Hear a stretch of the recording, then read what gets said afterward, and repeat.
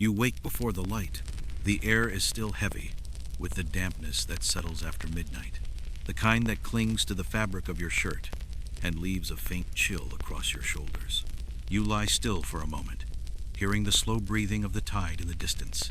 It is not a crash, not a roar, but a low and steady inhale, followed by a reluctant exhale, as though the water itself is waking with you.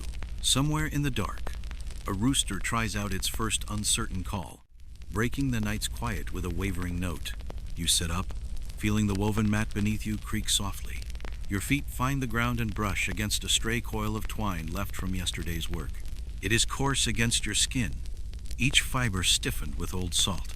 You stand and roll your shoulders, listening to the small sounds your joints make. The hut's bamboo walls are cool to the touch as you steady yourself, tracing the smooth ridges worn by years of passing hands. When you step outside, the air greets you with the faint metallic tang of the sea. It is an old, familiar greeting, unchanged through the seasons.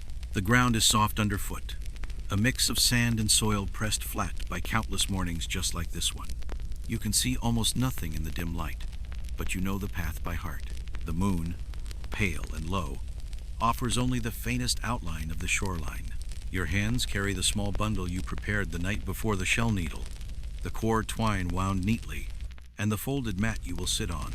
The needle, curved and smooth from years of use, is made from a giant clamshell your grandfather once found in a reef. The twine smells faintly of coconut husk and salt water, its texture rough but yielding when warmed between your palms. The mat is woven from pandan leaves, fraying slightly at the edges but still sturdy.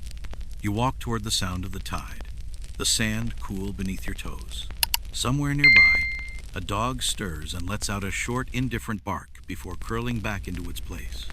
The trees along the edge of the beach sway ever so slightly, their leaves whispering in a language only the wind understands. As you near the shoreline, the shape of the bamboo rack comes into view, a low, simple frame set into the sand, its surface bleached almost white by sun and salt. You have stood before it more times than you could count, each day beginning and ending in its shadow. This morning, like so many others, it will bear the weight of nets worn thin by work. You pause at the edge of the water, letting the sea touch your feet. The first wave is cool, slipping over your skin like a greeting. You take a deep breath, filling your lungs with air that tastes faintly of brine and faraway storms. The nets are waiting, still damp from yesterday's haul, their lines heavy and dark in the half-light. You lift them gently, feeling their weight shift and settle in your arms. You spread them over the rack, the fibers clinging stubbornly together until you shake them loose. The sound they make, a soft rasp of rope on wood, is as much a part of the morning as the smell of the tide. Each net is a patchwork of past days. Here, a frayed loop from an overfull catch. There, a loose knot where the current tore something free. You run your fingers along the edge, noting where the lead weights hang and where one has gone missing. That will have to be replaced before the day is over. In the distance, the horizon begins to lighten. It is not sudden, there is no sharp break between night and day here, but a slow fading of darkness, a careful revealing of what you already knew was there. The water catches the first hint of color, a pale silver that will deepen into gold as the sun climbs. Somewhere further down the shore, a voice calls softly. You cannot make out the words, but you know it is a neighbor starting his own morning's work. You answer with a small wave he likely does not see, but it is enough. Here, mornings are not hurried. Time moves with the same patience as the sea, and there is comfort in that. You take the shell needle in your hand, feeling its weight, the slight curve fitting into your palm. The core twine waits to be threaded, but not yet. First, you stand for a moment longer, letting the morning settle over you. The nets will still be there when you begin. They always are. Historians still argue whether the fishing communities along this coast in the 19th century rose before dawn purely for practicality, or if it was also bound to unspoken tradition, the belief that beginning before first light kept the work safe from ill luck. No one here bothers to decide. The sea gives what it gives, and the nets must be ready. You bend to begin. The first knot awaits. You set the bamboo rack more firmly into the sand, pressing each leg down until it feels stable. The poles are smooth from years of salt spray, and the constant rub of rope their surfaces pale as driftwood. When you press your palm to one, it gives off a faint warmth, the memory of yesterday's sun still clinging to it. From your bundle, you take out the folded mat and spread it beside the rack. The pandan weave is tight, but the edges have softened, curling slightly where the fibers have been rubbed by sand and feet.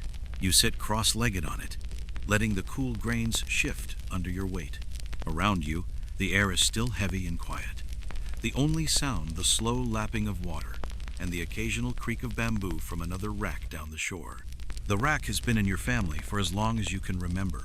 Your father once told you it was built the same year your older sister was born. Though whether that is true or simply a way of saying it is very old, you cannot say. Historians still debate the exact origins of such coastal repair frames. In this part of the Philippines, some argue they were adapted from Chinese fishing methods introduced through trade. Others believe they have been here since before written records, shaped only by the needs of the tide and the hands of those who worked it. You set today's net across the rack, spreading it in slow, deliberate motions. The mesh droops in soft arcs, each junction of twine knotted and worn. The salt has stiffened the fibers in places, and they rasp faintly against your fingertips. You know the sound well. It is the voice of work that has been done, and work yet to do.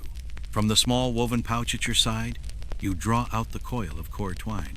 Its color is the deep brown of dried husks, and when you pull a length free, it springs back with a stubborn curl. You have learned to work with that curl, turning it in your fingers until it relaxes into the shape you need. The smell is faint but distinct. Warm, dry plant fiber, carrying just a trace of the sea from the last time it was dipped in salt water. You take your shell needle, curved and strong, the inner surface still gleaming faintly in the low light. The outer edge is worn smooth where your fingers have gripped it countless times. You run the wire through its narrow eye, tugging it until the line is even, the ends brushing against your wrist. It is a small ritual, repeated so often that your hands no longer think about the motions. The rack creaks softly as you lean forward to inspect the first tier. It is no more than a split in the mesh, perhaps from a sharp shell or the brush of coral. You pinch the twine around it, measuring how much to pull before the repair begins. A loose thread dangles, catching in the faint breeze. You thread the shuttle through, the motion slow and deliberate, guiding it through one side of the mesh, around the break, and back again. A dog trots by, nose to the sand, tail swaying lazily. It doesn't look at you, too intent on following some invisible trail. You can hear the faint jingle of a shell tied to its collar, a small sound that disappears again into the morning air. By the time the first tier is closed, the eastern horizon has shifted from silver to pale gold. The sunlight reaches the rack in thin lines, drawing long shadows across your mat. You pause to push a small shell aside. With your toe, it is smooth, white, and perfectly round, like a button. You set it on the mat beside you, not because you need it, but because it feels like a small, quiet gift from the sea. The rack stands firm, bearing the weight of the damp net without complaint. You glance along its length, checking for any uneven tension. One pole dips slightly, its lashings worn thin. That will have to be retied soon, but not this morning. This morning is for mending the nets, not the rack itself. Your hands keep moving, the shuttle passing back and forth. You find your rhythm, a slow repetition that doesn't demand thought, only presence.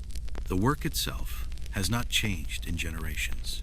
You think of those before you, sitting in the same position, watching the same gradual brightening of the day. A puff of wind carries the scent of drying fish from somewhere further down the beach, mingling with the sharper tang of the tide. The air feels just a little warmer now, but the mat beneath you is still cool.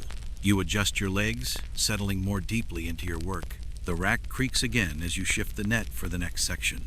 A thin beam of sunlight catches on the shell needle, making it glint briefly before you turn it back into the shade of your hands. The sound of the shuttle sliding through the net is soft and steady, a sound you could recognize even with your eyes closed. In the distance, you hear the faint dip of an oar in water.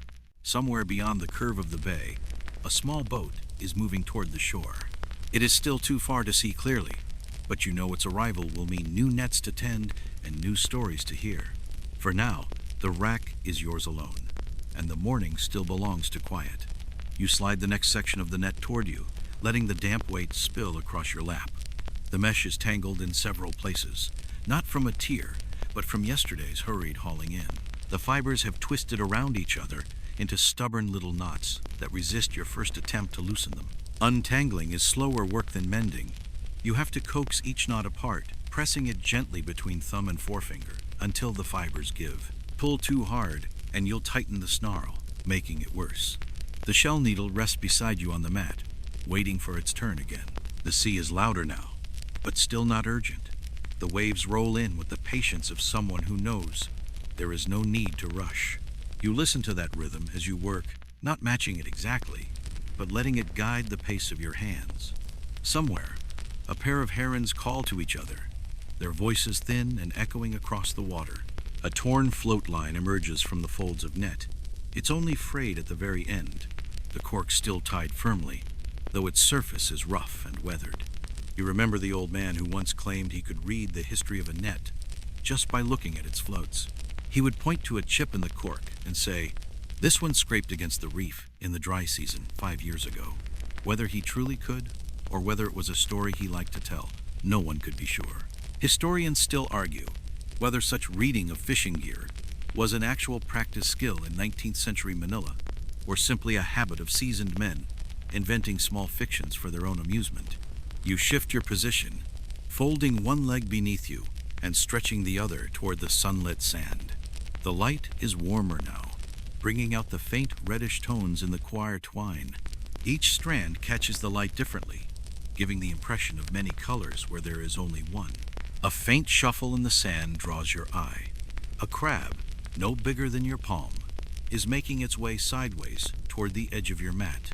It stops, raises its claws slightly, then decides you are not worth the trouble, and veers away toward the damp sand nearer the waterline. You watch it disappear into a small hole, the entrance marked only by a fresh scattering of grains.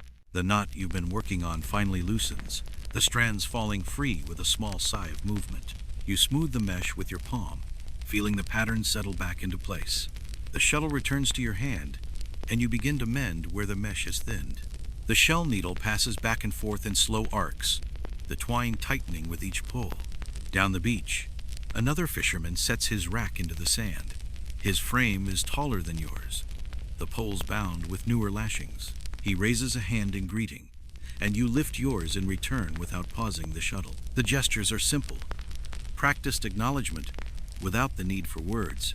A breeze shifts, carrying with it the scent of palm sap fermenting in a clay jar somewhere inland.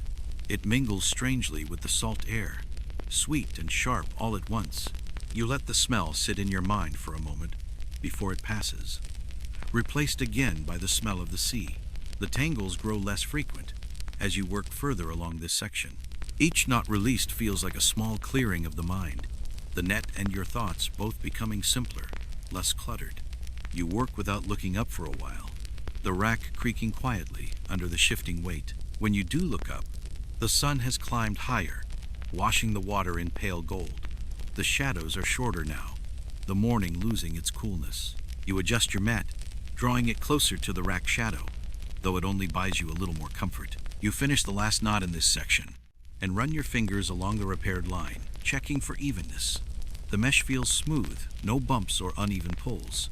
It is work no one will notice, unless it is done badly. But that is its own kind of satisfaction. You slide the net again, ready for the next part. The work is far from done, but there is no rush. The sea will wait, and so will the fish. You pick up the shell needle again, the curve of its body sitting comfortably in your palm. The core twine runs smooth between your fingers now, the earlier stiffness eased by handling. The next tier in the net is larger, a gap as wide as your outstretched hand. The edges sag, the threads stretch thin from strain. You pinch them together lightly, gauging where to start. The sea is still steady in its breathing, but there is a deeper sound now, the quiet thud of waves meeting the sand farther down the beach where the slope is gentler.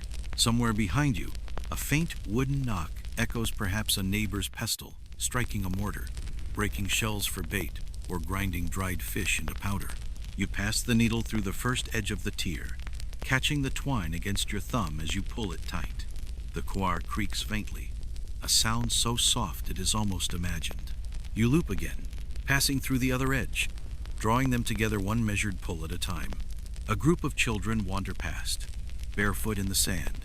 One of them stops to watch you, tilting their head as if to understand the pattern of your hands. You keep working, not speaking, letting the repetition answer whatever question they might have. After a few moments, they run off toward the tide line, where two others are already crouched, poking at a stranded jellyfish with a stick. Historians still debate whether children in fishing communities of 19th century Manila were regularly taught net mending skills, or if such knowledge was passed on only when they showed interest. The record is thin stories remembered in fragments, sketches made by foreign visitors who often misunderstood what they saw. In truth, learning often happened without ceremony. A child would sit nearby, watch for long enough, and one day, their hands would know what to do. The gap in the net narrows with each pass of the needle. You adjust your position so the sun is over your shoulder, keeping the fibers in clear light. The twine is rougher here, the strands swollen from soaking in seawater. You smooth them between your fingers before drawing them into place. A thin cloud drifts across the sun, softening the light and cooling the air for a moment. You pause, leaning back slightly to let your eyes rest on the horizon. The water shifts color under the cloud's shadow, turning from pale gold to a muted blue-gray. From farther along the beach, the smell of wood smoke drifts and someone has lit a small fire, perhaps to boil water or prepare a morning meal. The scent mingles with the brine in a way that feels older than memory, as if the combination has always been here. You tie the last knot in the tear, pulling it firm but not too tight. A good mend is strong but flexible, letting the net move with the water. Too much tension, and it will tear again at the first heavy catch. You run your palm over the repair, the fibers leaving faint ridges on your skin. The shell needle rests for a moment on the mat while you stretch your legs. The pandan weave has pressed a shallow pattern into your calves where they rested. You shake out your feet, letting sand cling to your skin before brushing it away. The repaired section of the net hangs neatly now, its weight balanced across the rack. You shift the mesh again, the rack groaning faintly under the movement. Another smaller tier waits just a few spans away. You set the needle to it, ready to begin again. The rhythm of the work returning as naturally as breathing. You slide the net further along the bamboo rack, revealing a smaller tear near the outer edge. This one is no larger than a coin, but it catches your eye because the surrounding mesh is frayed in several places.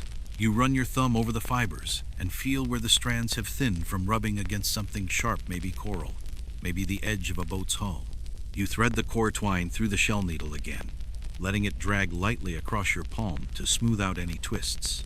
The shuttle dips into the mesh, passing through one side of the tier, then looping back. The movement is steady. Unhurried, you've learned. There is no way to rush this without making a weaker repair.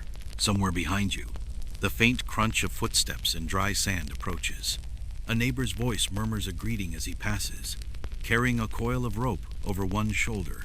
You return the greeting with a small nod, the kind that doesn't break the rhythm of your hands. The sound of the sea has deepened, each wave now breaking with a bit more force as the tide turns. The air shifts with it, bringing a fresher, sharper scent. You inhale slowly, letting it fill your lungs before returning your focus to the repair. Just beside the tier, you notice a knot tied in a way you don't recognize. The pattern is different, tighter, with an extra twist before the pull. You lean closer, studying it. Historians still argue whether such variations in knotting were deliberate regional signatures or simply the quirks of individual hands. Perhaps someone else mended this section before, leaving a small part of themselves in the weave. You decide to leave the unusual knot as it is, working around it rather than replacing it. There is no harm in it, and it holds well enough.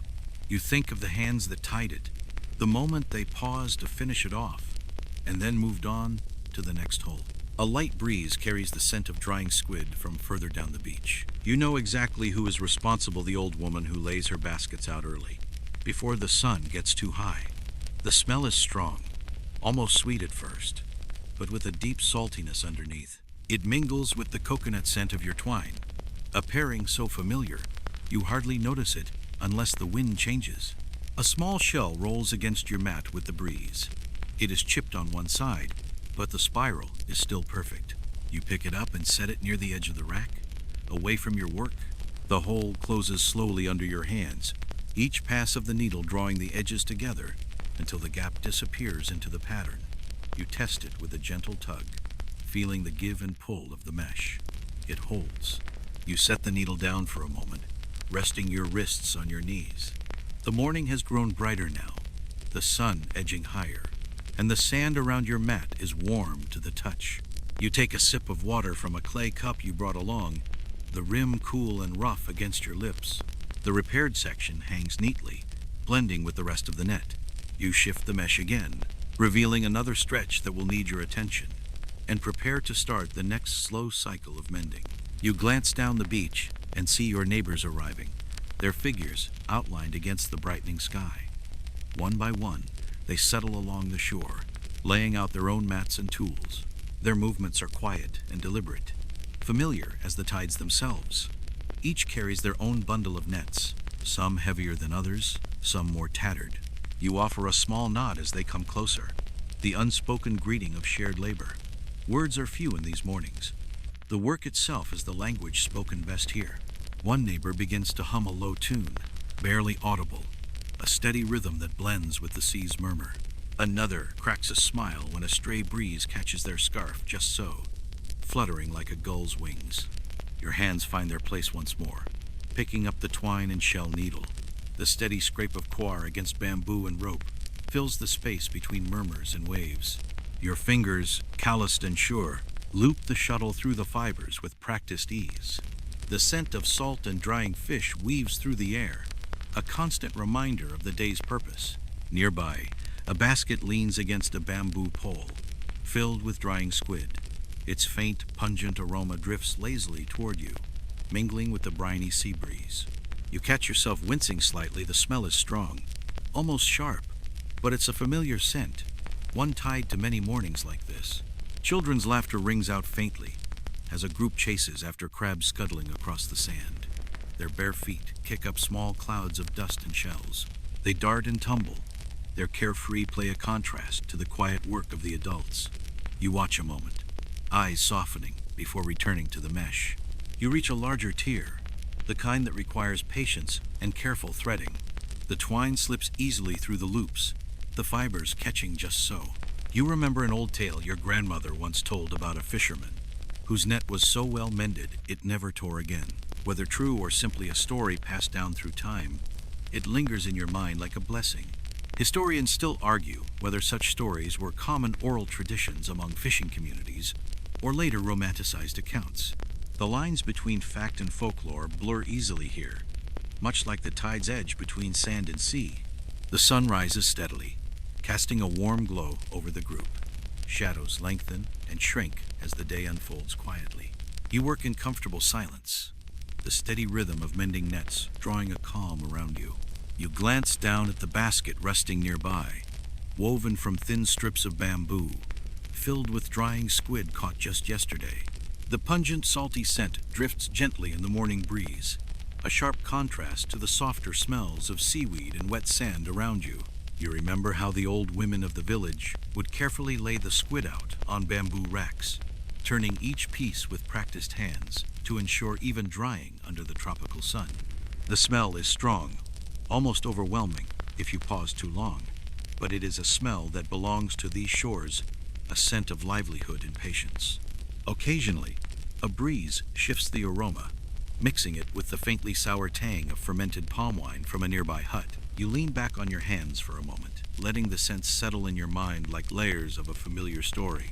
Children's laughter echoes faintly down the beach, carried on the wind as they chase crabs darting sideways between the rocks and pools left by the receding tide. Their bare feet leave little imprints in the sand, quickly erased by the advancing waves. One small girl stops to watch you, curiosity bright in her eyes, before she scampers off to join her playmates. You turn your attention back to the net in your lap, the coarse coir twine warm and pliable now from your hands. The shell needle glints faintly in the sunlight as it passes through a stubborn knot, the fibers catching softly against the smooth surface. Your fingers move in slow, steady rhythms, tying, tightening, smoothing. Historians still debate whether the process of drying squid and other marine fare was primarily a practical method of preservation, or if it also held deeper cultural significance within coastal communities, perhaps as an offering to sea, spirits, or a marker of social bonds. The truth, like the tides, ebbs and flows between fact and belief. The rack creaks softly as you shift the net, adjusting it for better access.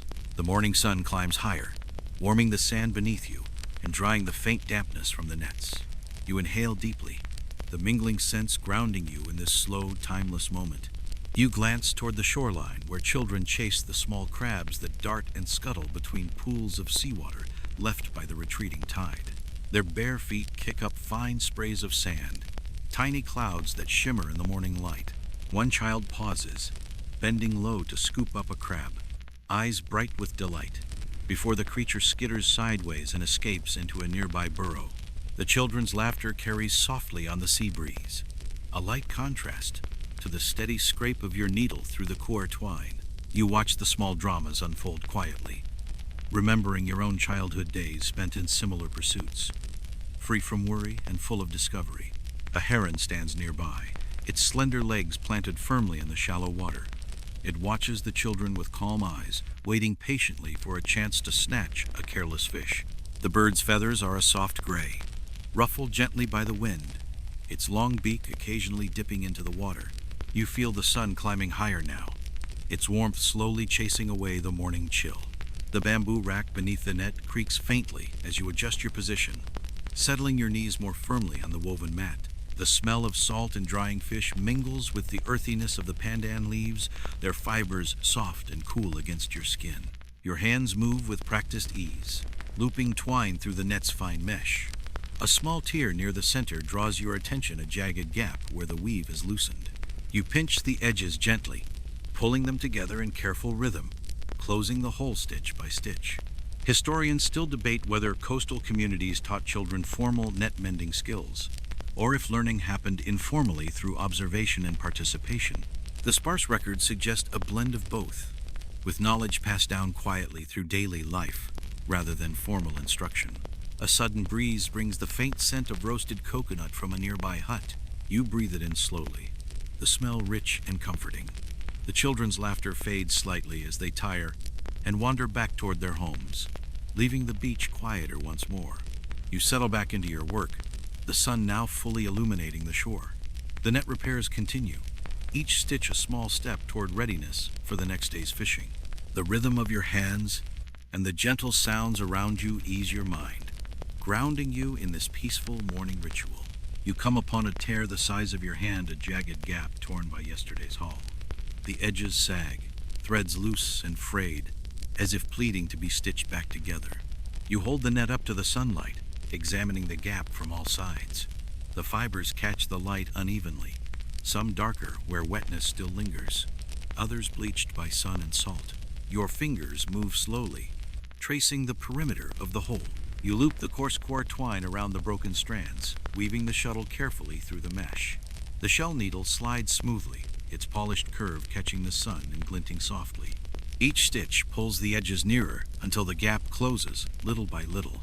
A small crab scuttles past your foot, oblivious to your work, its shell glinting darkly in the sand. Somewhere close, a gull cries sharply, wings spread wide as it circles the shoreline. The familiar chorus of the beach, the salt, the sand, the seabirds surrounds you, a constant and calming presence. You pause to rub the salt away from your brow, feeling the gritty residue between your fingers. The sun is climbing higher, warming your skin through the thin fabric of your shirt. You hear distant voices drifting over the waves, fishermen calling to one another as they prepare their boats for the day's catch. Your hands return to the net, tightening the final knot. The repaired patch is firm but flexible, able to bend with the waves without tearing anew. You smooth the fibers with your palm, feeling the subtle ridges beneath your skin. Historians still argue whether certain mending techniques were unique to different fishing villages, or if they spread widely through coastal trade and family ties. Some suggest that variations in knot patterns acted as informal signatures, a way of saying, "This net was cared for by our hands." You tuck the net gently back onto the bamboo rack, rolling the excess fabric carefully so it won't snag or tangle. The weight feels balanced now, the mesh whole once more, and ready for tomorrow's work. The sea stretches out before you, endless and patient, as steady as your slow, deliberate movements. You breathe deeply, savoring the salt air and the quiet rhythm of your morning. You pause your mending to reach for the clay cup beside you, its rim rough and cool against your lips. The palm water inside is refreshing, slightly sweet with a faint hint of earthiness. You drink slowly, savoring the coolness as it slides down your throat, washing away the grit and salt that have accumulated during your work. The sun feels warmer now, stretching its light across the shore and coaxing a faint shimmer from the wet sand. The gentle lap of the tide plays a soft rhythm, its whisper a steady companion to the quiet scrape of twine against bamboo. You set the cup down carefully, the clay's rough texture grounding you in this moment. Your hands return to the net, fingers nimble despite the chill from the sea. You pause to inspect a recently mended section, running your palm over the fibers to ensure even tension and smoothness. Nearby, the faint call of a fisherman echoes as a small boat drifts closer to the shore, its hull scraping softly against the sand. The smell of wet wood mingles with the salt air, a reminder that your work is part of a larger rhythm, the catching, the mending, the preparing, all woven together like the net in your hands. Historians still debate whether palm water was commonly consumed by fishing communities throughout the Philippine archipelago, or if it was more regionally specific to certain coastal villages. The sparse records suggest its availability depended on nearby groves and the season, but its refreshing qualities made it a favored drink among many. You stretch your shoulders, feeling the slow warmth spreading through your muscles. The morning has shifted imperceptibly, time marked only by the changing light and the steady progress of your work. You return to the net, threading the shuttle through a delicate patch near the center. The fibers catch softly on the shell needle, each loop closing the gap with gentle insistence. You take a moment to breathe deeply, letting the steady rhythm soothe your thoughts as much as the net beneath your hands. You hear the old fisherman before you see him, a low, gravelly murmur, carried by the breeze. His voice weaves through the morning air like a soft tide, telling a story half forgotten but still vivid. He sits a few paces away, legs crossed, hands steady as he works on a smaller net, fingers deftly pulling and tying. His tale is of a net so well mended, it outlasted the fisherman's own strength, enduring storm after storm until it was passed down through generations. You listen, fingers pausing briefly on the twine, absorbing the cadence of his words, the rhythm of memory and myth. Around him, the shore is quiet except for the occasional call of a seabird and the gentle slap of waves. His story hangs in the air, a bridge between the past and present, stitched together like the nets you mend. Historians still argue whether such tales were widespread oral traditions or personal anecdotes cherished within families. The line between legend and fact is as fluid as the sea, shaped by each telling and retelling. You feel a connection to that story, to the hands that labored before you, and to those who will come after. The nets you mend are more than tools. They are threads in a tapestry of life, resilience, and quiet endurance.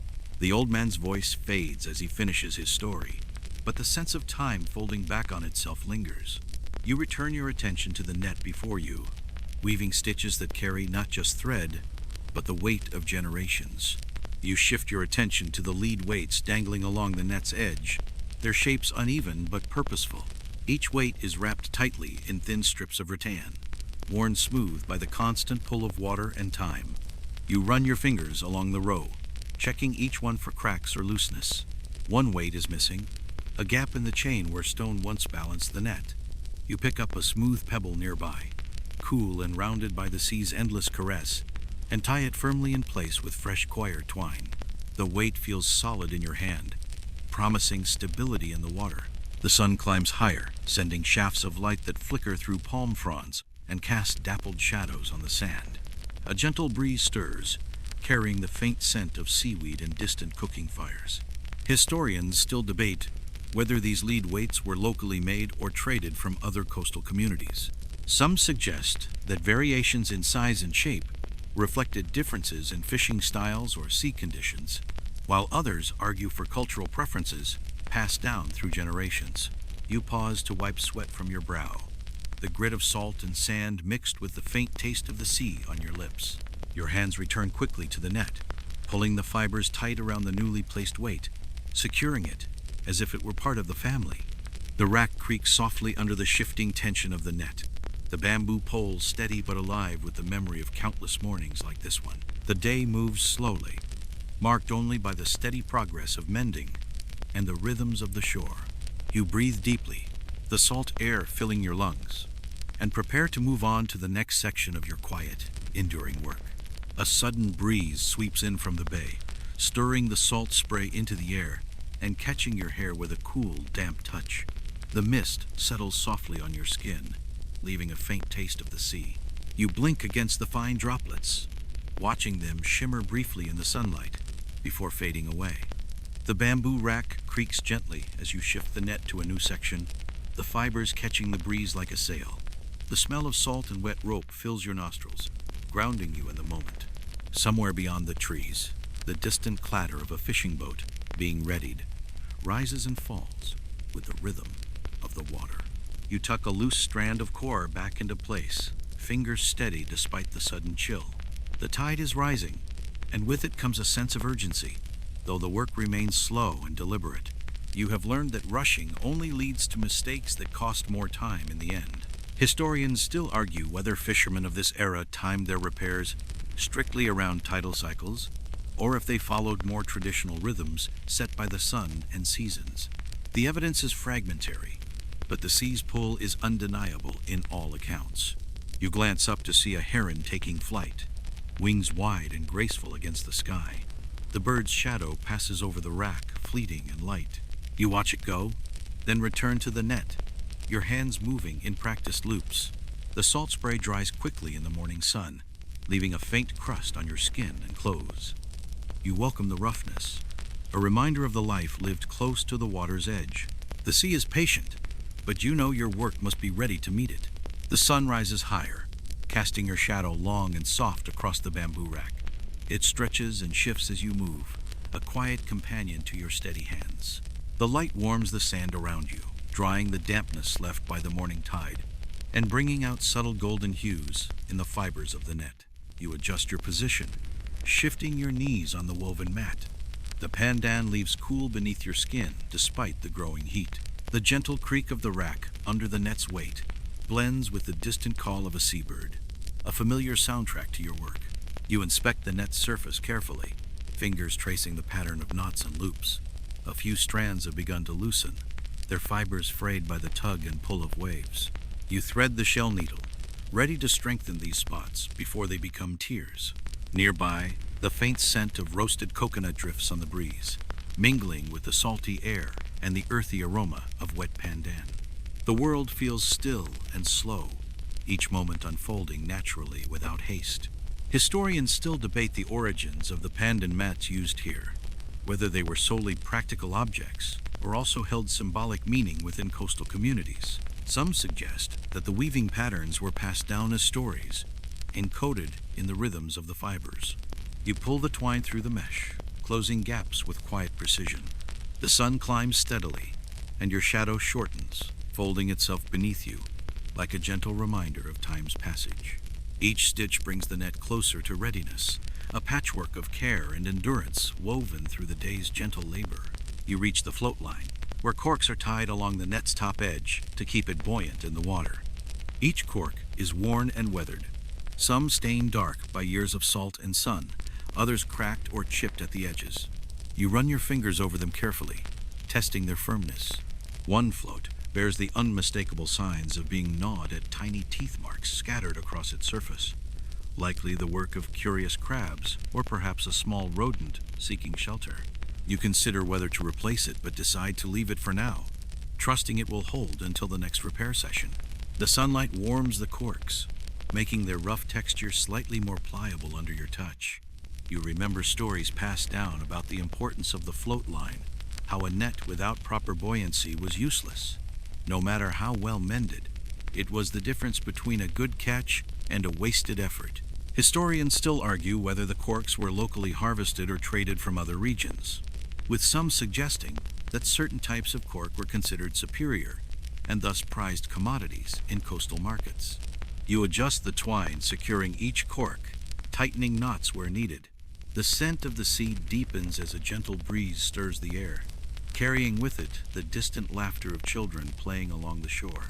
You pause for a moment, letting the sun warm your face before leaning in to continue your careful work. Each cork, each knot, each stitch is a small step toward the day's quiet completion. You hear the soft splash of a small boat as it glides toward the shore, its wooden hull scraping gently against the sand. The banca settles with a quiet shudder, and the fishermen aboard begin unloading their catch. The scent of wet wood and fresh fish mingles in the air, adding a sharp note to the salty breeze. You pause your mending to watch the arrival. The men move with practiced efficiency, their movements smooth and sure despite the weight of their nets and baskets. One calls out softly, exchanging greetings with neighbors nearby. The nets they carry are heavy and dark, dripping with seawater and flecked with bits of seaweed and shell. Some are freshly torn, their holes hastily patched with rough twine. Others look well used, but carefully maintained. Historians still debate whether fishing boats of this size were common in 19th century Manila, or if smaller, hand-carried nets dominated the shorelines. The evidence is sparse, but trade records hint at a mix of both, shaped by the tides and traditions. The fishermen set their nets down near the racks, preparing them for repairs or storage. You return to your own work, the scrape of twine against bamboo resuming its steady rhythm. The day continues its quiet unfolding, each task a part of a larger, enduring cycle. You settle into a companionable silence with your neighbors, each focused on the rhythm of repairing. The quiet is thick, but not empty, filled instead with the soft scraping of twine, the occasional murmur of conversation, and the distant lapping of waves. Your hands move steadily, looping and tightening the coir twine through the net. The shuttle passes through the fibers again and again, the sound steady and calming, like a heartbeat in the morning air. One neighbor hums a low tune, a melody that rises and falls gently, blending with the natural sounds of the shore. Another cracks a quiet joke, drawing a brief smile before both return to their work. The sun climbs higher, warming your skin and drying the salt crust that had settled overnight.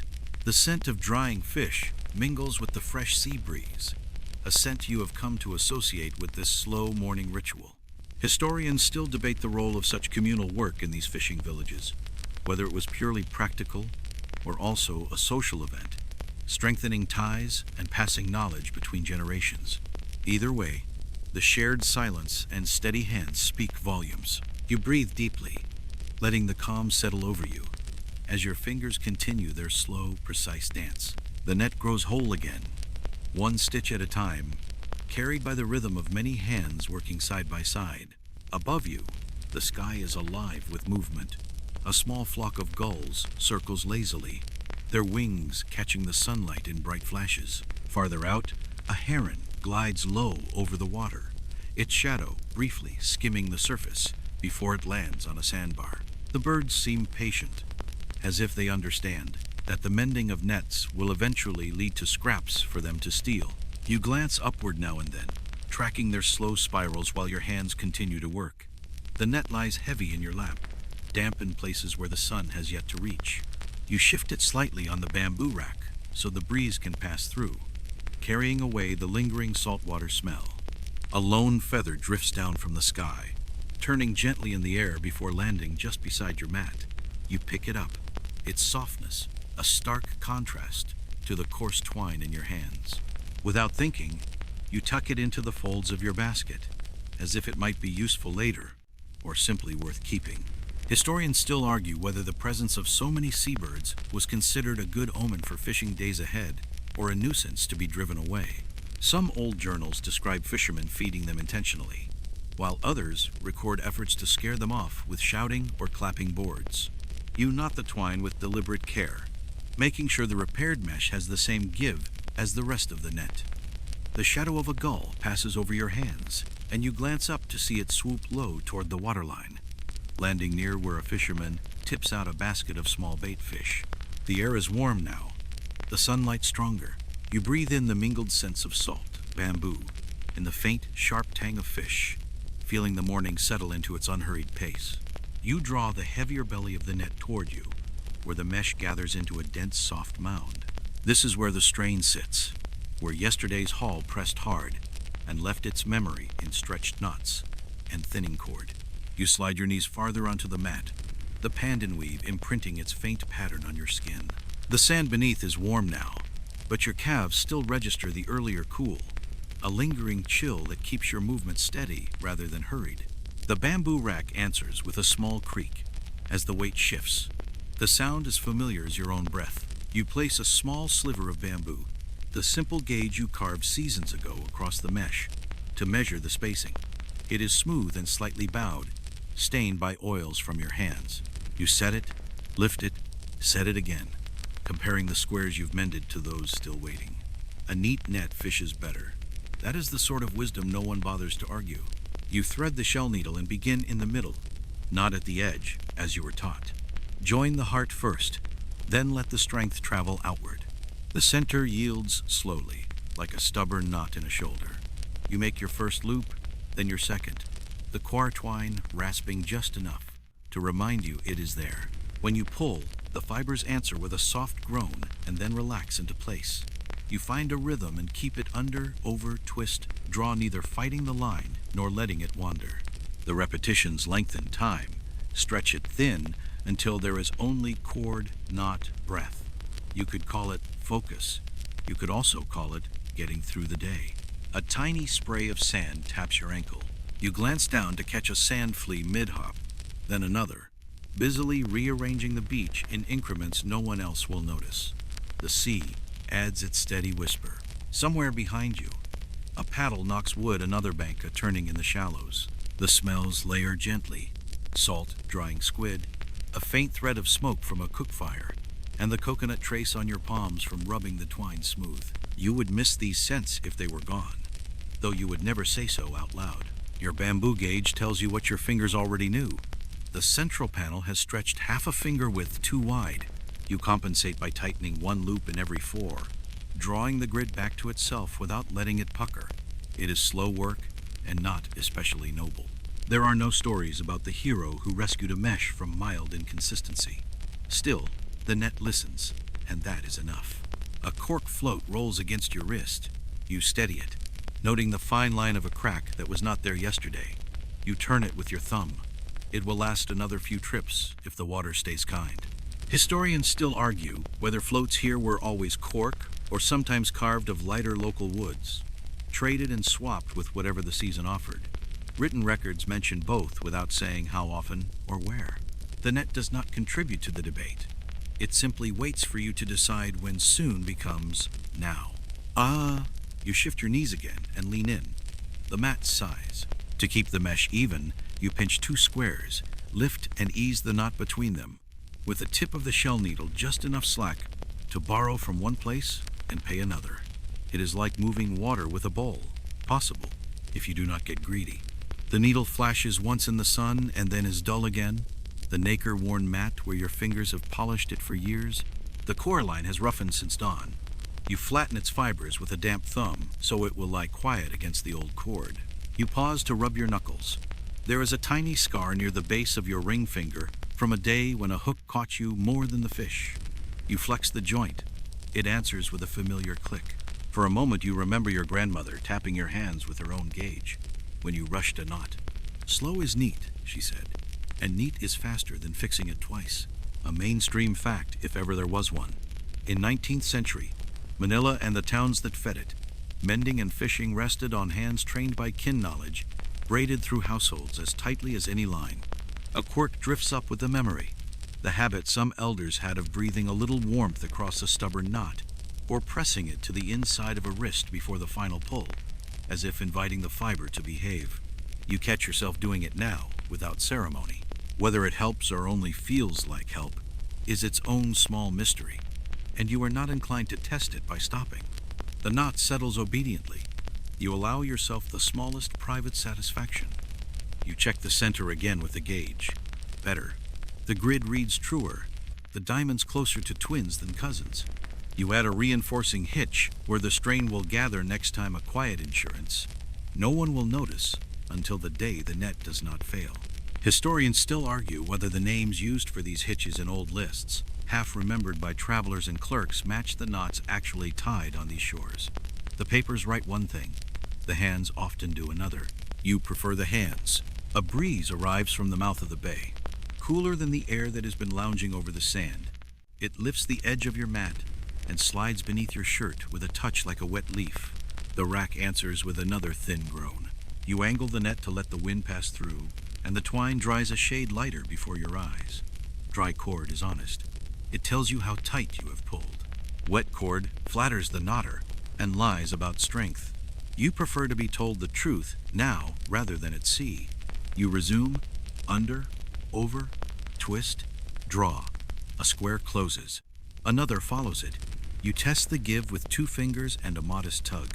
The way you test a door you already know is latched. The center holds, with the quiet resolve you were hoping for. You lay your palm on the mended panel and feel only a gentle rise where there was once a hollow. Good enough. Better than good enough. Though you will not say it aloud. The sea is listening, and it enjoys a chance to prove people wrong. You ease the repaired portion forward so the weight rests evenly across the rack, then smooth the line that leads toward the foot rope where the weights pull. The net looks calmer now, if such a thing can be said about rope. You sip the last of the palm water and set the cup down, the clay leaving a cool circle on the sand. The sun has climbed to the point where the shadows sit directly beneath things, stingy with length. Your knees tell you it is time to stand, so you do, and your legs complain and then forgive. When you sit again, you place the bamboo gauge back in its pouch, a small promise to check the center once more before you finish for the day. For now, your hands find the needle and the next loose thread. The sea breathes, the rack creaks. Your stitches add their small, almost silent count to a century of mornings. You bow your head slightly, not in prayer exactly, but in that practical posture work demands when it is going well. You ease the net forward until the next stretch comes into view, a small patch where the knotting changes pattern. At first glance, it looks like a mistake, but on closer inspection, the loops are deliberate, tighter, closer, almost decorative. You run your fingertips along the unfamiliar weave, feeling its firmness against your skin. You pause to think about who might have tied it. Perhaps another hand worked on this net long before it came to you, someone with a different style or an inherited habit. Historians still argue whether such small differences in knotting were personal quirks or regional signatures passed down within specific coastal communities. Either way, the stitches have held, and that is enough reason to leave them as they are. You adjust your seat on the pandan mat. The leaves soft now from hours of pressure. The sun is warm on your back, but a faint breeze from the water keeps the heat from settling too heavily. Your shadow lies directly beneath you, a dark outline blurred by the movement of the sand. The shell needle slides easily through the mesh, the core twine humming softly against its edges. You focus on a loose strand that is frayed just beyond the unusual knotting. It needs reinforcement, not replacement. The thread slips under, over, back through, the rhythm steady and without hurry. A fisherman passes behind you, the crunch of his footsteps muffled by the sand. He carries a bundle of dried palm fronds under one arm, likely for kindling. He gives a short nod as he passes, and you return it without pausing your hands. The work is its own conversation. Somewhere down the beach, a faint metallic tapping begins, perhaps someone repairing the frame of a banca. The sound travels easily over the water, mingling with the soft lap of waves and the distant cry of seabirds. The unusual section of net is behind you now, blended into the whole. The pattern returns to what your hands know best, and you move with that familiarity, each stitch drawing the net closer to readiness. You glance toward the horizon. The water glitters in the midday sun, the line between sea and sky soft and wavering in the heat. You let your gaze rest there for a moment before returning to the task at hand. The net waits, and you are here to answer. You draw the repaired section toward you and give it a firm, even pull. The mesh flexes in your hands, the knots shifting slightly under the tension before settling back into place. This is the test you always do, not to see if the net will hold, but to feel how it moves. A good mend should bend with the water, never resisting too much, never giving too easily. The sun glints off the damp fibers, highlighting the subtle differences between new twine and old. The choir you've just added is a touch lighter in color, though you know the sea will darken it soon enough. In a few days, the patch will blend entirely, indistinguishable from the rest. A thin shadow passes over your lap, and you glance up to see a kite, not the bird, but a simple frame of sticks and paper drifting high above the shoreline. A child, somewhere beyond your sight, is testing the wind. You watch it sway for a moment, the bright scrap of cloth at its tail flickering against the blue.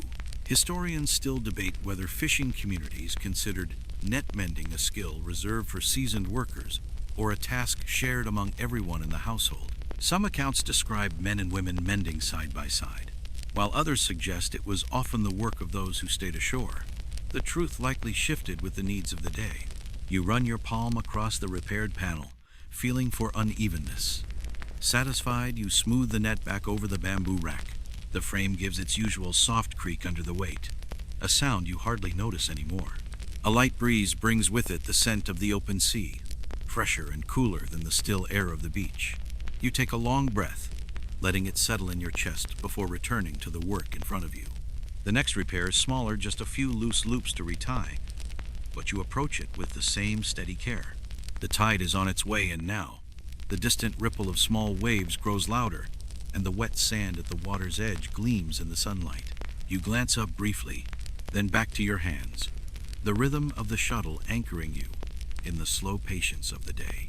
You ease the net into a neat fold and let your hands rest, palms open to the salted air. Midday has arrived without announcement, only a soft thickening of light, and the way heat settles on the back of your neck. You reach for the small bundle wrapped in banana leaf and unfasten it with a thumb, the leaf's veins springing free of their fold to reveal rice, still faintly sticky from the pot, and a strip of salted fish that gleams with oil. The scent is familiar, salty, smoky, a little sharp, nothing grand, just the sort of food that lives well alongside work. You sit cross-legged and bring a pinch of rice to your mouth, pressing it together with your fingers so it holds its shape. The grains are warm enough to soften when they meet your tongue. The fish follows, a sliver broken with care from the crisp edge. The salt travels quickly, then loosens into richness as you chew. A swallow of water clears the path, cool even after a morning of sun. You rest the cup on the sand and let the clay sink a finger's width, anchoring itself as if it too is ready to stay a while. The tide creeps closer in small negotiations, one wave testing the sand, another stepping back, both leaving a shining film like breath on glass. You shift your mat a handspan away from the damp edge, not because you mind wet feet, but because the line between lunch and labor feels proper where it is. Simple food here, mending there, sea everywhere. A long, slow breeze drifts in from the mouth of the bay, pushes salt across your lips, and brings with it a scatter of smells, smoke from a distant cook fire, the faint tang of ferment from a jar of palm sap left to settle in the shade, the iron note of wet boat wood warming in sun. The warm day steals details and then offers them back in clearer pieces. You taste the meal again in memory, even as you swallow another bite. You tear the banana leaf into a narrow strip to use as a little paddle for rice, an old habit you learned by watching others. A small quirk lives in the way you fold the strip twice before shaping the scoop, your grandmother's trick to stiffen the leaf without breaking it. She claimed it kept sand out of lunches better than any bowl. Perhaps so. You have never argued with a trick that kept grit from your teeth. A dog ambles past and pauses, head tilted, nose twitching in the general direction of salted fish. You pretend not to see it for a breath, then flick a crumb of charred skin a safe distance away. The dog accepts this with grace, bordering on professionalism, and pads off to enjoy the find out of sight. A gull, too clever by half, watches the exchange with the offended dignity of someone who arrived late to an appointment. You eat slowly. The day is not a thing to conquer. Between mouthfuls, you let your eyes walk the beach while your body stays at rest. Nets are spread at staggered intervals, some draped like laundry, some rolled into dense, obedient coils. Racks rise and fall with the lay of the sand, their shadows crisp now under the high sun. Neighbors sit with bowls in their laps or tilt gourds to drink. Their gestures are small, unshowy, practiced. When you catch a glance, you trade the brief half-smile people use when food is good and company is certain. A straight fact that has nothing to prove, In 19th century Manila and its ringing circle of fishing barrios, salted fish and rice made most midday meals durable, storable, carried in leaves that returned quietly to the ground when their duty was done. The sea fed the shore. The shore mended the sea's tools. Both met again at a table made of knees and sand. Some things do not need witnesses to be true. You angle the banana leaf to shade the last bite from a teasing fly. Then tuck that bite into your cheek and chew until taste gives way to fullness. The tide takes another small step. You lift the mat's front edge and shake off a dusting of sand that the breeze printed there. Farther along the curve of beach, a child scratches a hopscotch of squares with a stick and hops the course on the toes of one foot. Their laughter drops into the air as lightly as bird feather, floats and disappears. You take another drink. The water leaves a cool line descending. A bead escapes at the corner of your mouth and runs without hurry along your jaw to your throat. You wipe it with the back of your wrist and feel the crystalline drag of evaporated salt. Your hands smell faintly of coconut fiber and fish oil. You rub them together, and the scent softens into something that belongs to no single thing simply here. Near your left knee, the sea has pushed a string of tiny shells into a squashed crescent. You tilt one with a fingernail, pink where the sun has not faded it, pale where it has. You nudge the line of shells a little farther from your mat, so the next wave will not scatter them. This is not a duty. It is the sort of fussy kindness you grant the day when the day has behaved well. Two fishermen pass by with the slow steps of people who carry tools and not the urge to be anywhere else. One lifts his chin in greeting. The other taps a knuckle against a float cork, as if knocking on a door. You touch your cup in answer. No one is in a hurry to say more. The beach is already doing the talking in wave syllables and sand vowels.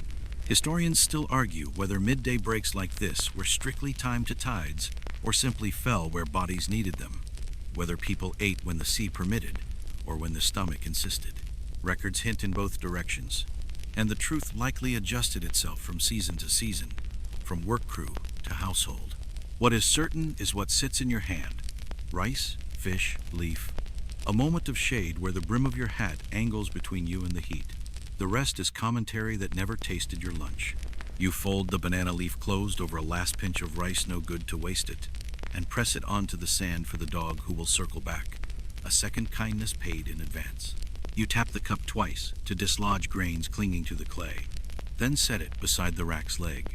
The cup leaves a shallow ring. A wave later, the ring is gone. The sand resets the page. Back to your feet, but not all at once. You rise in two gentle steps, kneel, then stand, one palm on the rack, which answers with the small, companionable creak you have heard since childhood. You roll your shoulders, listen to the quiet answer of muscle and bone, then brush your palms together and feel the fine grit settle away. You sit again and pull the net toward you, letting it slide across your thigh until the next weary place presents itself. Your fingers flex once, twice, to remind themselves of their other trade. The shell needle returns to your hand as if it never left. The tide takes another polite inch. The air lifts a corner of your mat and puts it back where it was. You thread the core with the easy certainty that follows food and water, and you begin again, not because the day demands it loudly, but because this is how a day says thank you, with work that fits the hand after a meal that fits the hour. Somewhere behind you, a pot lid clicks shut. Somewhere ahead, a gull decides it has already eaten enough pretend lunches for one noon. You lean forward, set the first loop, and feel the net accept your attention like a patient that has trusted the same doctor for years. Lunch is finished. The sea is not. You are content to let both of those truths stand. You draw the net toward you again, finding the next worn place just above the last row you finished. The mesh here is still intact, but the fibers are thinned, their twist slackened by the weight of many catches. You pinch the section between your fingers, feeling the faint give where there should be resistance. It is not yet a hole, but it will be soon if left alone. You loop the cord twine through the shell needle, letting it slip between your fingers until it lies smooth. The first pass slides easily through the mesh, the needle's curve catching the sunlight for a brief moment, before dipping into shadow again. You draw the twine firm, then make the second pass, locking the fibers back into their proper place. The shore is quieter now than it was in the morning. Most of the children have gone inland, called home by voices you can just barely hear over the steady lap of the waves. A fisherman's whistle carries faintly across the water, a thin note that seems to hover in the heat before fading away. You pause to flex your hands, rolling your wrists in small circles. The mat beneath you is warm now, the pandan leaves releasing a faint grassy scent where your weight has pressed them flat. You shift your position so your legs are stretched out in front of you, toes buried in the sand, feeling its heat seep slowly upward. Historians still debate whether these smaller maintenance repairs done before a tier formed were common practice in all fishing villages, or a mark of more meticulous crews. Some say the habit was simply a matter of pride in one's tools. Others argue it was a necessity in places where twine was costly, and fishing days could not be lost to sudden breaks. The air feels heavier now, the breeze from the sea softening into a lazy drift. You take a slow drink of water, feeling the clay cup cool against your palm. A single fly lands briefly on the rim, then lifts away when you tilt it. The repaired section blends almost perfectly into the rest of the net. You smooth your palm across it once, twice, before shifting the mesh again to look for the next place that calls for attention. The tide has come closer, the line of wet sand inching toward your mat. But there is still time before the first foamy edge reaches your toes. The shell needle rests in your lap for a moment as you watch a banka push off from the far end of the beach, its oars dipping in slow, even strokes. You wonder how many of its nets were mended on mornings like this one, under the same sun, with the same patient hands. You pick up the needle again. The day is still long enough for a few more rows. The next section of netting is dotted with loose ends not torn, but frayed, where the core fibers have begun to unwind. You turn the mesh slightly so the light falls across it, the sun revealing the faint fuzziness along each strand. This is work that demands more patience than strength, trimming, twisting, and securing before the weakness spreads. You guide the shell needle under the first loop, pull it through, and give the line a gentle twist to bind the fibers back together. The coir answers with a faint rasp, its texture familiar against your fingertips. One loop becomes two, then three, each reinforcing the net's strength in quiet increments. The sound of the sea has shifted again. The tide is higher now, waves reaching farther up the sand before pulling back in slow reluctance. Every few moments, the water leaves behind a scatter of shells and bits of seaweed, a thin border between wet and dry. A shadow falls over your work, and you glance up to see a neighbor pausing nearby. He carries a bundle of netting under one arm, its wet weight dark against his shirt. He nods toward your rack, murmurs something about the tide turning faster than expected, then continues down the beach. You return to the frayed strands, trimming each with the small blade you keep tucked into the mat's fold. The edge is dull enough not to nick the twine, but sharp enough to clean away the weak fibers. You work slowly, the same way you might smooth a wrinkle from cloth. Historians still debate whether fishermen in 19th century Manila devoted entire afternoons solely to preventative net care, or whether such tasks were simply folded into the day whenever other work slowed. The lack of detailed records leaves the question open, but your hands know the value of tending to small things before they grow large. A brief gust of wind stirs the bamboo rack, making the hanging edges of the net sway like a slow pendulum. You pause to steady it, then finish binding the last loose strand in this section. The repaired mesh lies flat, and even now, its pattern uninterrupted. You slide the net forward to find the next stretch in need of care. The tide inches closer still, and the sand beneath your mat grows damp in thin, dark patches. There will be just enough time to finish this row before you'll need to shift your work farther inland. The shell needle rests in your palm, warm from the sun, ready for another pass. You begin to coax the net into a coil, working from the repaired end inward, guiding the mesh so it lies without twist or sulk. Rolling is its own craft. If you rush it, the cord remembers and punishes you tomorrow with knots that spring like weeds. You start by flattening a long tongue of net along the bamboo rack, then fold it back on itself in slow, even breaths, your hands moving with the same patient cadence you used for mending. The rack gives a small, companionable creak as weight shifts. It has listened to this song all morning. Now it hums a low final note. You slide your palms under the first layer and lift. The damp twine is cool where the sun did not reach, warm where it did. Salt dust loosens and drifts, a fine glitter that finds your wrists and clings there. The coil forms a tidy heart at the center, a promise that the rest will follow. You keep the belly of the net broad, not tight nets like room to breathe when they are off duty. They relax better that way, and behave better when called again to work. As the coil fattens, you check for stowaway sand, pinching and shaking small panels so the beach falls back to the beach. A line of tiny shells tumbles out, pattering across the mat and arranging themselves into a rude constellation. You smile at the accident and then collapse it with a sweep of your thumb. The sea has its sky. The sand does not need one. Your fingers find a knot you added before the sun climbed, still a shade lighter than its neighbors. You press it gently and feel it shrug beneath your touch, settled now, not stiff. This is the moment when the day's fixes stop being new and start being part of the thing, like fresh planks joining an old boat. A straightforward fact sits as steady as the rack beneath your hands. Along Manila's 19th century shores and the hamlets that fed them, coconut core was the everyday line, strong when wet, honest when dry, good enough for those who needed more use than fuss. Hands wove it, hands mended it, hands rolled it at day's end. You rock back onto your heels, giving your knees a kinder angle. The mat shows a faint, damp dark under your calves where the creeping tide has breathed up through the sand. You shift the coil a handspan inland and go on. It is heavier now, the net remembering every fish that ever pressed against it. You work with your legs as much as your arms, shepherding the weight instead of lifting it outright. A gull watches, perhaps hoping the net will produce a forgotten treat. It gets only a look from you and the gentle disappointment the day has given it before. You pause to tie a soft belly band around the half-finished roll, a loop of core twine you keep for this one duty. Not tight, never tight, just enough to persuade the layers to behave while you gather the rest.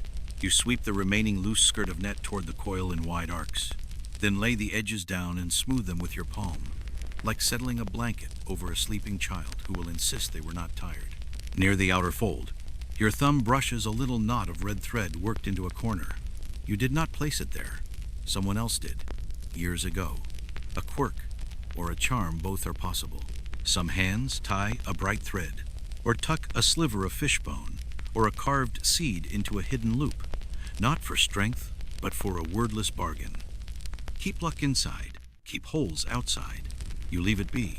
Whether it's superstition or memory, hardly matters. It has hurt nothing, and the net is fond of its secrets. The breeze thickens, and then relaxes, as if testing its own seam. You hear a paddle knock, a laugh, the soft argument of two dogs who cannot decide which patch of shade is better. You return your attention to the roll.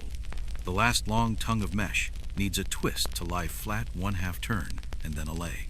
Like folding rice into a leaf in the direction the leaf wants. You learn that from someone's aunt, who had a firmer voice than her size suggested. Your hands still obey her from far off. You gather the edge rope, the heavier cord, where weights and floats go to talk to gravity and air, and lay it in a gentle spiral over the coil. It is the net's spine. If you bury it crooked, the whole thing will wake up grumpy. You press your palm along 1/4 of the circle and feel for lumps. 2 rises answer back. One a cork that has wandered, the other a small stone tied in today to replace a missing lead. You relocate them by a finger's breadth so the roll will carry true on your shoulder. A question you cannot answer with hands alone wanders briefly across your thoughts. Historians still argue whether crews here smoke softened nets in dedicated huts or merely sun-dried them with the occasional wash of brackish water to tame stiffness. You have heard elders talk both ways. The journals left by visitors claim practices with a tidy certainty your mornings never quite share. You shrug the question off. The net in front of you asks only for a fair roll, a dry place, and its turn at water tomorrow. You cinch the belly band 1 finger tighter and add a second tie across the grain, a quiet insurance against the coil yawning open when you hoist it. The choir whispers across itself as you snug the knot. You test the roll with a cautious shove. It rocks and then settles, fat and obliging. Satisfied, you slip both hands beneath, lift the front edge to your shin, and lever the weight up to your thigh. The move is all hips and timing, a trick learned to spare the small of your back. The coil thumps into your lap and then sits, tame as a basket. With the net anchored there, you make the last kneadings tuck stray loops, flatten a sulking elbow of mesh, Rotate the coil a hair so the start and finish lie opposite like two polite neighbors. A scrap of twine dangles from the second tie. You trim it with your small knife and save the offcut in your pouch. No piece of line that length is truly left over. One day, it will be exactly the length you need. You stand with the roll, weight against your hip, then shift it to your shoulder. It settles into the familiar hollow there, a place carved by many mornings and evenings. Your free hand steadies the front so it does not slide. The world tilts a patient degree with the load, and your body answers with all the tiny corrections long practice taught at ankle, knee, lower back, shoulder, every joint offering a small yes. You take 3 testing steps and hear the soft grind of sand under your heel. The coil holds its dignity. You allow yourself a single nod toward no one in particular. Before you turn toward the huts, you set the roll back on the rack to add one last length of line. A carry strap you loop across the coil's belly and knot into a handle. It saves your palm from rope bite and your shoulder from chafing where the corks like to nibble. The strap lies flat after a quick palm press, obedient as a trained dog. You lift again. The weight is the same, but how you meet it is kinder now. You look once more down the beach. Other racks host other coils at different stages of their becoming. Some half-rolled, some fat and tied, some still all fringe in promise. Farther off, a figure hoists their net and walks with the same measured tilt you will take in a moment. This is the grammar of the shore. Repair, coil, carry, hang, rinse, and then the sentence repeats tomorrow with new punctuation. You turn inland a few steps to test the sand under load firm enough, though the tide has licked it softer. A small crab chooses that exact moment to declare a crossing beneath your shadow. You pause and let it pass. The crab does not thank you, and you do not require it to. Both of you have business and a preference for not being tangled. You set the roll back on the rack one last time, not because it must, but because you like to see it there neat, serviceable, a day's patience made visible. You smooth your palm over the outer coil, and the net, having no words for approval, gives you the simplest one it owns. It stays put. The afternoon can have the rest of the work, the carrying, the hanging, the washing of tools. For now, the coil is the proof that the morning behaved and you answered in kind. You shift your stance, sink your weight into the sand, and let the coil of net settle deeper into the notch of your shoulder. The carry strap bites just enough to remind you it is working. The corks press a pattern along your upper arm like a row of blunt teeth. You draw a slow breath, not to brace for a burden, but to greet it. Work recognizes you as surely as you recognize it. The first step lifts the roll a fraction and then sets it traveling with you. Not a passenger exactly, more a companion who insists on walking half a pace ahead. The beach bears the history of feet. Your own prints from morning have softened into ovals. A dog's dots cross them at angles. Thin lines score the damp sand where a child dragged a stick, then forgot the game. You walk the familiar path between the racks and the inland huts, a ribbon of firmer ground that resists the ankle swallow of softer patches. Your free hand hovers at the coil's front, ready to nudge it when it leans. The tide speaks behind you with a patient voice, counting you off in steps rather than waves. Driftwood makes its scattered argument across your way, low ribs of old trees worn into something like bones, a gray plank sprung from a boat's belly, a twisted root carrying the story of some upstream flood. You step over them without drama, choosing a line that spares your knee the sudden pivot burdens dislike.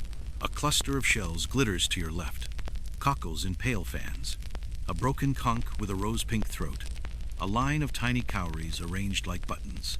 You do not stop, but your eye counts them anyway. The sea has laid out a small shop window and will close it at its pleasure. Where the sand gives way to packed earth, the ground rises scarcely 2 hands, enough to tilt your center of gravity and remind your lower back to do its modest share. You adjust the strap by a finger's width. The improvement is immediate, as small adjustments often are. The breeze turns from salt cold to leaf warm, and the smell of the bay matures into earth and smoke, and the faint green of crushed grass underfoot. Somewhere ahead, a hen mutters through her opinions. A pot lid clinks against its rim. Someone's laughter breaks and reforms like a wave hitting pilings. Your hut waits in the small company of others, their nipa thatch lying soft as the backs of sleeping animals. Bamboo ribs show where the light strikes slantwise. The eaves throw shade that hums with the sound of insects. A straightforward fact, older than your hands, along the 19th century shores feeding Manila. Houses sat on low stilts, woven walls breathing with the weather, floors sprung lightly underfoot, so heat and damp had somewhere to go. Underneath, tools slept where breezes could reach them, and curious dogs could not. You aim for the corner post, where your nets have always liked to hang near enough to the door to be counted, far enough to stay out of cooking smoke's sharp tongue. A child you know only as the fast one zips across the path and stops dead, considering your geometry. You tilt the coil opposite their approach so it will not swing into them if you miss a beat. The child nods at this courtesy with the gravity of an official and streaks on, bare feet drumming a brief song in dust. Near the ladder to your platform, a shallow basket of cassava peels sunbrowns to a curl. A long pole leans against the sill like a guard who has dozed off but will wake instantly if named. You bend a little, the way years have taught you to bend, and pass beneath the eave. The shade takes you in, with a soft temperature drop that seems to begin at the eyelids and work backward. The coil presses its opinion into your shoulder one notch deeper, and then accepts being eased down.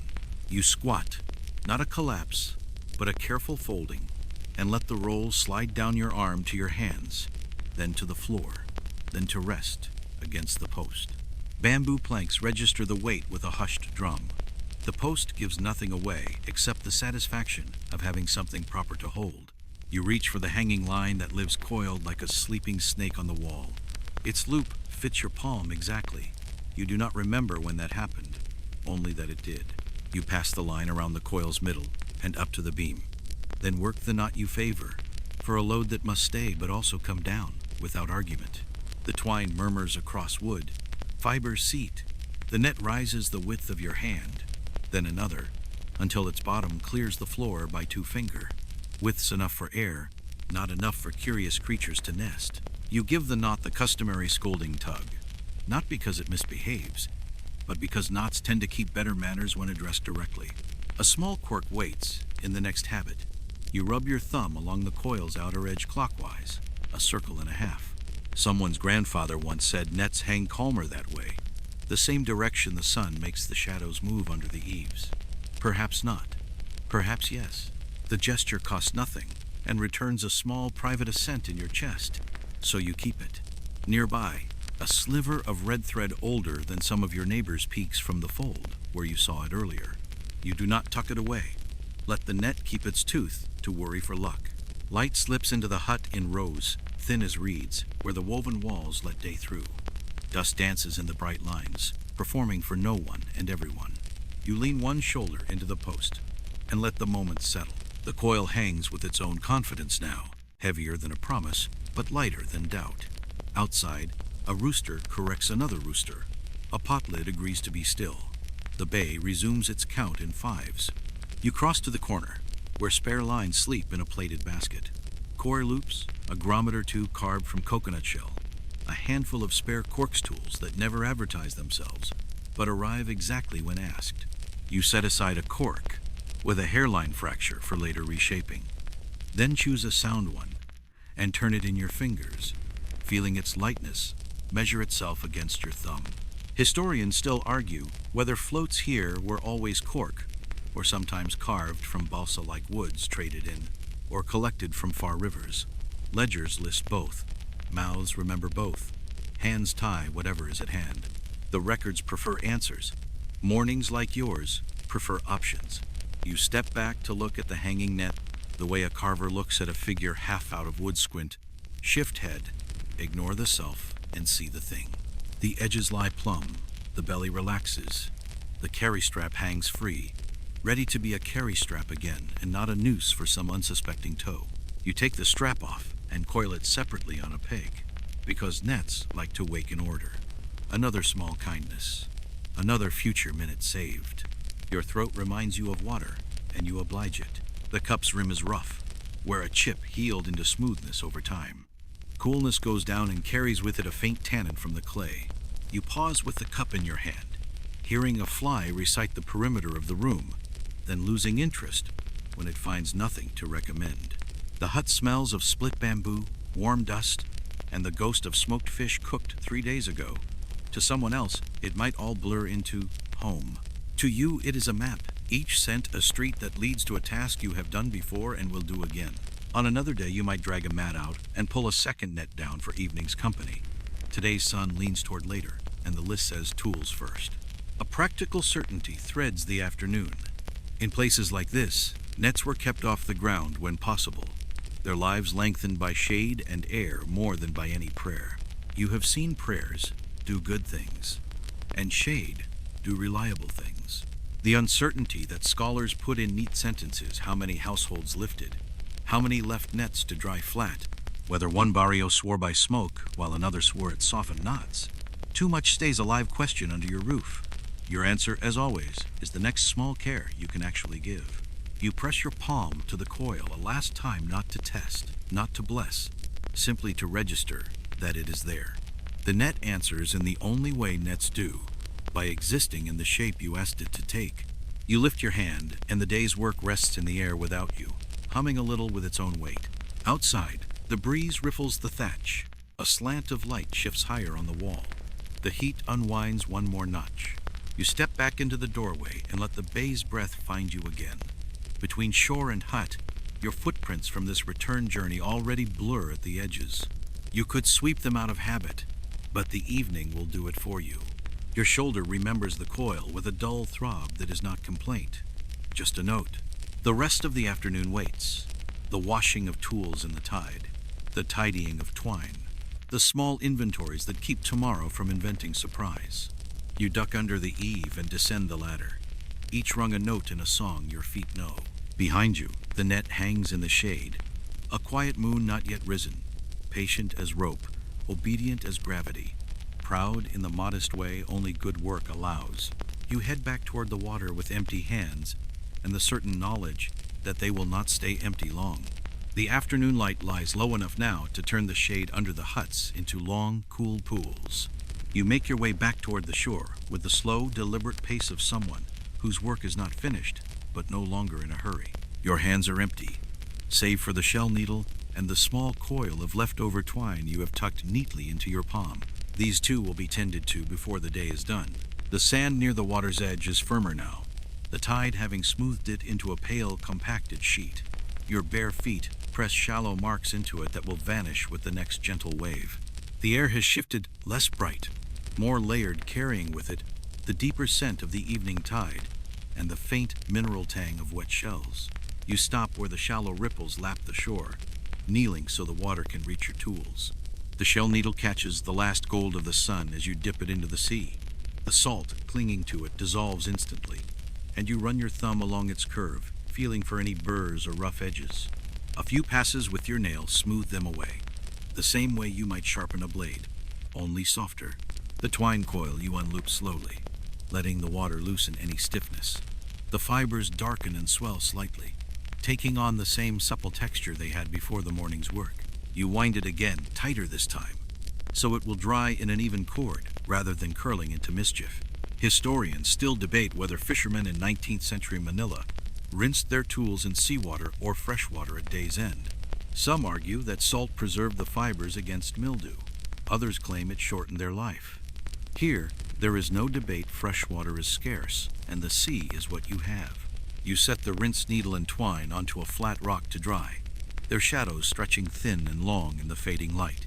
A banka glides past at the mouth of the bay, its paddles dipping in slow unison. The sound of the oars blends with the soft hiss of foam on sand. A breeze moves across the water, lifting the edge of your shirt and cooling the salt still on your skin. You breathe it in, the day's work settling inside you like the slow tide settling into the shape of the bay. There are still tasks to finish, but the hardest parts are already behind you. You stoop at the waterline, with the day sliding gently toward evening, and set your small things down in order. The shell needle, the coil of core, the trimming blade with its dulled, well-mannered edge, and the woven mat's frayed corner that you brought to rinse of sand. The tide is in a receptive mood, laying its thin hands over the beach, and then taking them back, polite and regular. You wait for a bright sheet of water to advance and meet your knees, letting the first cool rush numb the places where rope has pressed an argument into your skin. The sea talks in breath-length phrases. You answer by listening. You cup water and pour it over the shell needle, turning it in your fingers the way you might roll a smooth seed, feeling for snags you missed in the earlier rinse. Salt surrenders its crust. A faint cloud of sand unthreads from the curves and drifts away. The knocker flashes once in the low sun, and then sits matte again, the way tools prefer to be, not gleaming, just serviceable. You pass the needle over your thumb's pad. The edge is clean, the point obedient. You lay it on a flat rock where the sea's last reach will not reclaim it. The core line has drunk its fill and loosened into good temper. You tease out a twist that tried to kink, draw the length through your wet palm, and wind it tighter than you would for work, firm coils nested like shells. You press the bundle lightly to expel water, then hold it up so air can find every turn. A drop runs off the lowest loop and spangles the sand. You set the coil beside the needle and pin it with a pebble, so the breeze will not decide it belongs elsewhere.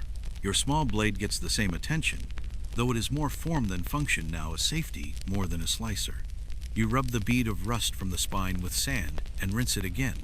The handle smells faintly of fish oil from earlier, a scent that belongs in this hour as much as the murmur of oars and the call of a bird you can name by voice, but have never seen close enough to name by feather.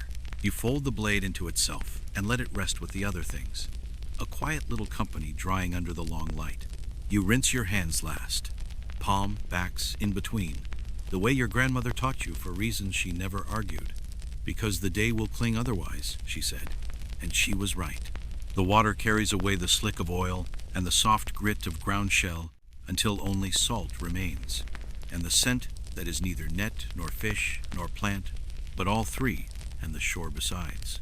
You hold your hands still in the wash for an extra breath, feeling the pull and give of the tide as it writes its small, even music over your knuckles. A practical truth sits easily here, obvious as the line of wet sand along the 19th century shores that worked Manila's markets. Small fishing crews ended their days by tending gear at the water's edge, rinsing lines, straightening floats, washing needles and mats because the sea was the basin everyone shared, and the evening the hour when hands had time. You have seen no ledger that needs to say so. The habit is written into footprints and the shine on old bamboo. The work you've done would not last half so long without this simple attention. A child's kite makes one last swoop above the dunes where the wind still keeps a pocket of play. It dives, recovers, and then trembles in place as if considering a landing. You watch its tail stutter against the sky, while your mind stays loose about the edges, the way it gets when the hard parts are finished, and only the gentler tasks remain. You flick a sand flea away from the stone where your needle rests, and smooth the tiny landing field with 2 fingers, more for your satisfaction than the tools. There is time for a small superstition, and you allow it its corner. You dip the tip of the needle, just the tip, one last time tap, lift, tap, lift 4 touches, because a certain aunt once insisted that odd numbers kept snags away, and you have always enjoyed proving her almost right with an even. Whether the sea prefers 3 taps or 5 or none at all is not a point you intend to test beyond this harmless ritual. Luck likes to be humored, and you like to humor it when the cost is a handful of moments and the reward is an easier heart. The evening wind has learned the path along the bay's throat and arrives in shallow breaths that carry a changing catalog. Smoke shifting sweeter as fires settle to coals, the green hush of bent grass, a boat's wet wood, warming just enough to exhale its iron tang, the cool of open water where light now slides like oil. You turn your face to it without raising your eyes, the way one greets a known neighbor by voice alone. Your tools drink the air and forget the tide in their seams. You glance down the shore at others doing versions of your work. A woman levering a net on a rock to drain. 2 men tapping corks back into line with the butt ends of knives. A boy combing seaweed from a float line, with a faintly exaggerated care that marks the border between chore and play. The scene repeats itself in smaller, altered copies from point to point, as dependable as the way twilight privileges blue. Historians, who rarely sat on these stones with wet knees, still argue whether people here preferred to dry gear with brackish rinses, or sought fresher water upriver when seasons allowed, whether a strip of cloth rubbed on core saved more seasons than it stole. Perhaps sometimes it did, and sometimes it didn't. Your own answer, like theirs, is a chain of mornings and evenings with outcomes you can count. You reach for the mat's frayed edge and swish it back and forth in the shallows. Tiny shells release. A pale thread of silt blooms and dissolves. The weave darkens, then brightens as you lift it into the air. You drape it over a driftwood branch where it hangs with 3 polite drips that diminish as you watch. The mark your knees made in the sand has already begun to slouch. The wave coming decides it owns that shape more than you do, and makes its case persuasively. You let it win. The beach is best at being a clean slate. When you gather the things again, they feel lighter, not because they are, though they are, a little, but because their readiness has returned to them. The needle slides into its pouch, with a soft kiss against shell. The core coil sits compact in your palm, every loop in conversation with its neighbor. The folded blade tucks where you keep it like a good thought, saved for later. You shake water from your wrists and wave your hands once in the air to write your name there where no one will see it. Before you stand, you rest your fingertips on the flat rock so your weight will rise in a way your joints approve. The tide reaches for your toes again and then, finding you unbothered, reconsiders. You lift the mat from its branch with the care you give to anything that has carried you and offer it a firm snap that sends a small glitter of droplets into the wind. It answers by lying flat and well-behaved over your forearm. You look seaward a last time for the day. The mouth of the bay has laid a pewter ribbon under the lowering sun. Beyond that, the open water looks as if someone has brushed it smooth with the back of a hand. Tomorrow lives out there, but it will come in on your terms, net mended, tools easy, mind unhurried. You turn toward the huts with that knowledge riding quiet behind your ribs. The way coir carries strength invisibly along its twist. The light has softened into that slow gold that makes the edges of things seem kinder. You walk back toward the huts at a pace that asks nothing more from your body than steady steps. The mat rests light over your forearm. The pouch with your tools swings gently in your other hand. The sand is cooled enough to press its fine grains between your toes without sting, the earlier heat having seeped away into the sea. Small sounds mark the path, the muted crackle of dry palm fronds shifting in the wind, the faint murmur of neighbors talking low as they wind down their own tasks, the distant clink of a clay jar being set on a wooden shelf. You pass by 2 boys dragging a banka higher up the shore, its hull leaving a shallow trench that the next tide will erase. One of them glances up, sees your bundle, and nods not a greeting, but a shared acknowledgement of a day's work done as it should be. At the edge of the village, smoke curls lazily from a few cooking fires, each with its own particular scent. One carries the richness of frying fish, another the sharper tang of boiling vinegar and garlic. Somewhere farther inland, cassava roasting on hot stones. The smells blend into a kind of map in your mind, each one tied to a doorway you could find with your eyes closed. You take the long way to your own hut, skirting past the small communal space, where a few elders sit in a loose circle. They are silent for the moment, gazes turned outward toward the water. You've seen them pass hours this way, measuring the tide without a word. Historians still argue whether these quiet evening gatherings served a formal role in decision-making, choosing fishing grounds, assigning boats, or whether they were simply habit, born of years spent in the same rhythm. Either way, no one interrupts their watching. Your own post stands ahead, the one where the freshly coiled net now hangs in the shade.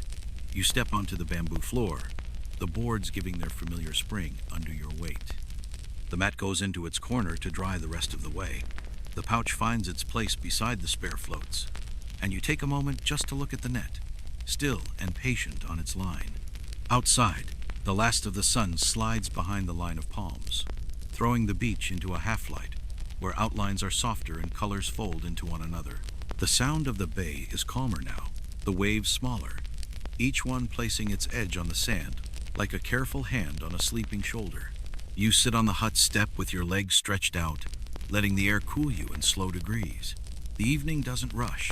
It arrives the way the tide does, inevitable, steady, and exactly on time. Night arrives, not with a sudden dark, but with the slow folding of light into itself. The last streaks of gold have gone pale, and the sky above the bay settles into a deepening blue, streaked here and there with the faintest traces of cloud. The air is cooler now, brushing softly against your arms as you sit just outside the hut. You can hear the shore even without looking. The waves have gentled into a slower rhythm, each one spilling softly and pulling back with the sound of fabric being drawn over sand. Somewhere a night bird calls, its voice clear and measured. In the village, fires have burned down to coals, and the smell of cooking has given way to the faint sweetness of charred wood. Your net hangs exactly where it should, swaying a little in the evening breeze. In the dim light, the coils look darker, the new twine nearly indistinguishable from the old. It will be ready when the morning asks for it, and that is all it needs to be. You take quiet satisfaction in that the work holding its place without calling attention to itself. Historians still debate whether fishing families in 19th century Manila ended their days with formal prayers for the sea's favor, or simply trusted the readiness of their gear as its own kind of offering. The record is mixed. The truth likely lived somewhere in between. The village grows quieter by degrees. A dog pads past, gives the air a cursory sniff, and curls itself under a neighboring hut. Somewhere farther inland, a bamboo gate clicks shut. You lean back against the post, feeling the rough texture press gently between your shoulders, and let your eyes rest half closed. The tide continues its measured breathing. The air continues its slow cooling. Your hands are still, the day's work fully done, and the night asks nothing of you but this: to sit, to listen, and to let the sea keep its own watch until morning. The night deepens without hurry. The sky above the bay is now a quiet sweep of dark, its surface scattered with the faint, uneven shimmer of stars. Their light reaches you in silence, traveling across unmeasured distances to rest here on the shore. The sea is calmer still. Each wave glides forward in a slow hush, barely breaking before it slips back, leaving the sand cool and damp in its wake. You can hear the small movements within it, the faint crackle of tiny shells shifting, the whisper of water curling around bits of driftwood, the muted stir of unseen fish near the shallows. The air is steady and soft, carrying the layered scents of the day's work, now resting in the dark. The faint tang of salt drying on coir twine, the warm earthiness of pandan from your mat, the distant sweetness of coconut husk smoldering in a cooking fire that has nearly burned itself out. Your body has settled into stillness. The gentle ache in your shoulders and hands is neither sharp nor demanding. It is simply the trace of a day spent in honest rhythm. The coil of net in the shade is quiet now, its loops resting easily, each knot ready to meet the water again when the morning comes. The village has given itself to the night. Doorways are closed, but the woven walls breathe with the same calm as the tide. The occasional creak of bamboo under shifting weight reminds you that others are here, resting too. You close your eyes and let your breath fall in step with the seas, slow and even. There is nothing more to repair, nothing more to prepare. The shore will keep its watch. The sea will keep its promise. And you here are part of both. We hope this slow day at an old trade has been a peaceful escape. If you've found it comforting, you may like, share, or leave a thoughtful note. And you can subscribe, so you'll be with us for the next quiet craft from the past. End of script. Sweet dreams.